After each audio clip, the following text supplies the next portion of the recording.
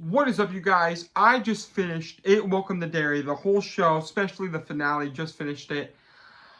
I don't even know where to start. There's going to be full spoilers for It Welcome to Derry, It the TV show, It's the Chapter 2, The Shining, a lot of Stephen King in here. Spoiler warning, so we're just going to jump right into it. Oh my goodness, everyone. I don't even know where to begin. So starting off, I guess I'm going to give you some explanation to the show for me. I watched this first episode when it came out, and I wasn't a fan of it. I didn't really like it. I watched episode 1, and yes, I thought the whole thing was really cool with the intro and the demon baby coming out of the car, the baby coming out of the cinema and going after the kids. I thought it was entertaining, but I didn't really love it. I didn't really love the CGI nonstop. I wasn't vibing with it, and that's when Stranger Things was getting popular and stuff with Volume 1. So I was very big into that. I didn't watch the show fully until I started seeing some TikToks and stuff about Pennywise being in it.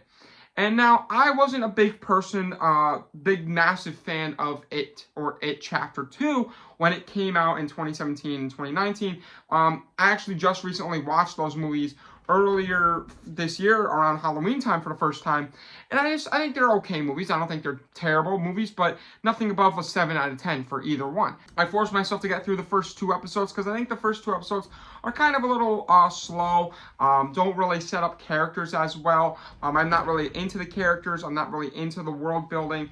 It's not until the end of episode 3 and when it picks up from there that I truly love it. Now, I'm not going to go into episode by episode, but I'm going to give you guys my thoughts on what I thought was amazing, what I thought wasn't great with the show. So starting off with my positives on It Welcome to Derry first. First of all, what I love about this show, comparing it to Stranger Things, because I know that's what a lot of people are doing right now, especially since Stranger Things is happening at the same time as this. Both of these shows have obviously themes with a bunch of group of kids, a bunch of adults grouping up together to fight this big demon-ish creature, Vecna, Pennywise, stuff like that. What I really appreciate about It Welcome to Derry, what they don't really do in Stranger Things, is no one is safe in this show.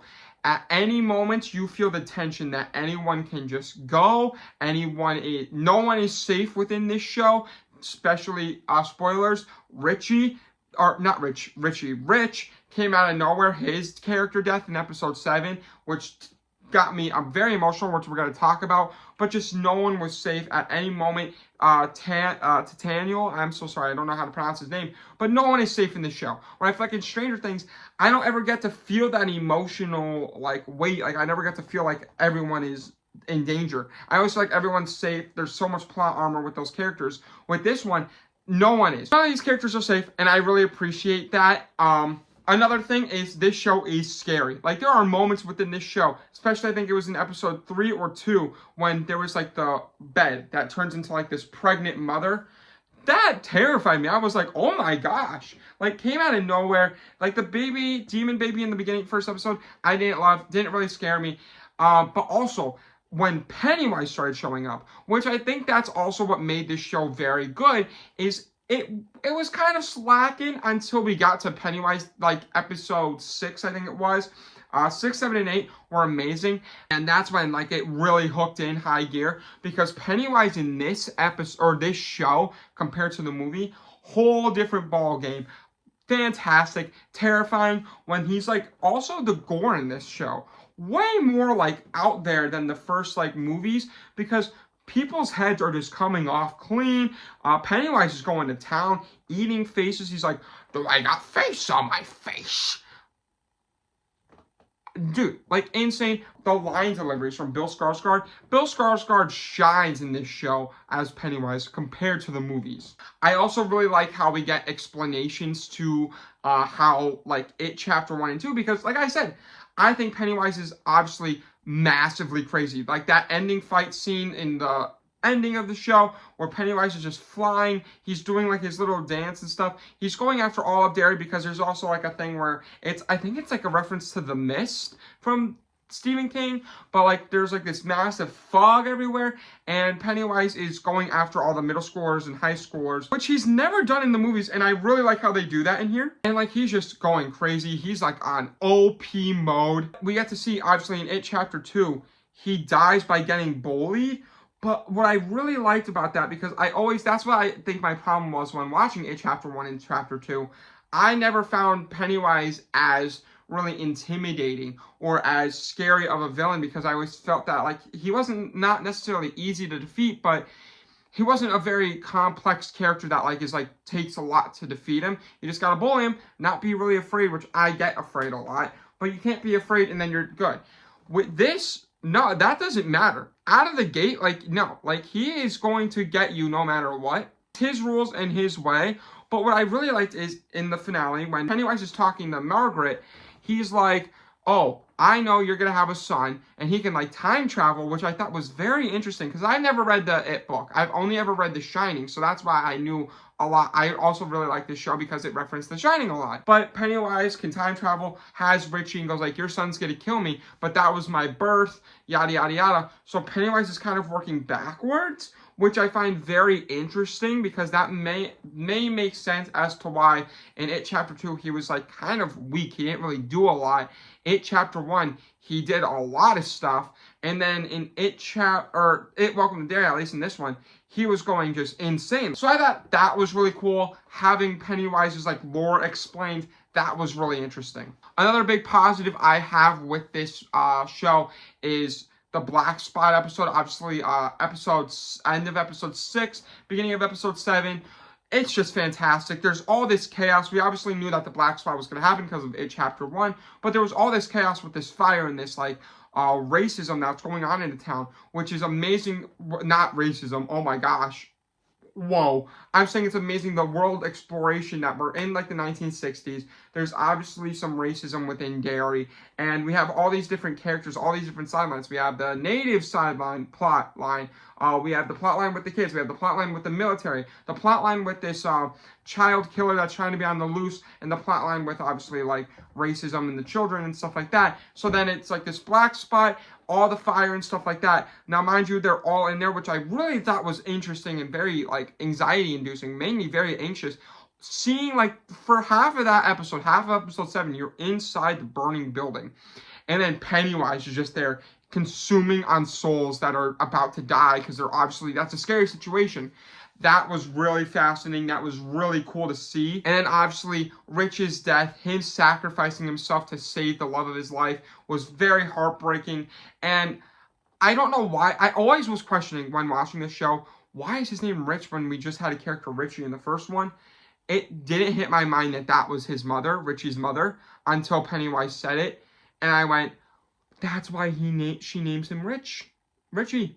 That's why his name's Richie, off of Rich. That even broke my heart more. And then seeing, obviously, Rich come back to help all the kids fight Pennywise. Amazing. And I really like how they included that. And it made sense. It wasn't corny or cliche. He wasn't just a ghost. Only Dick saw him, because obviously Dick has The Shining, which I thought was great. Anything that referenced The Shining was amazing too. I loved how they represented Dick within this show.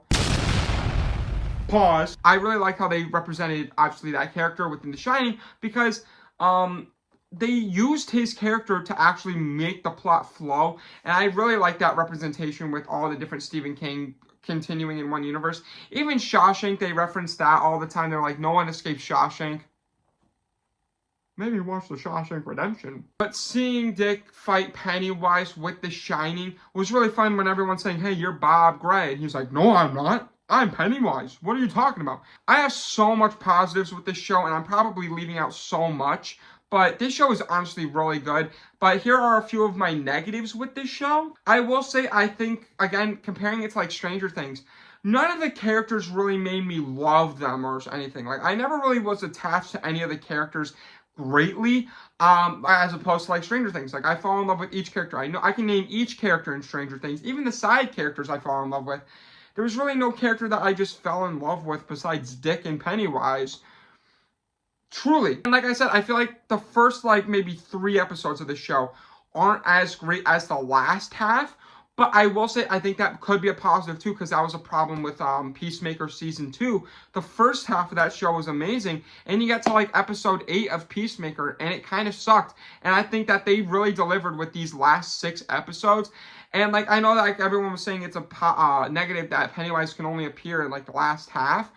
I thought that was great. It led him up to like being like scary, scary, scary. Oh my gosh, peak scare with Pennywise. I didn't really necessarily love the beginning few scares, like the graveyard scare scenes, the scene where the girl's like in the store and it's her father, all that CGI stuff. I didn't necessarily love it, and I think that was my problem with Andy Muschietti, especially look at The Flash, a lot of the CGI with that. The CGI demon baby, I didn't really find any of that scary. I don't really like the CGI too much.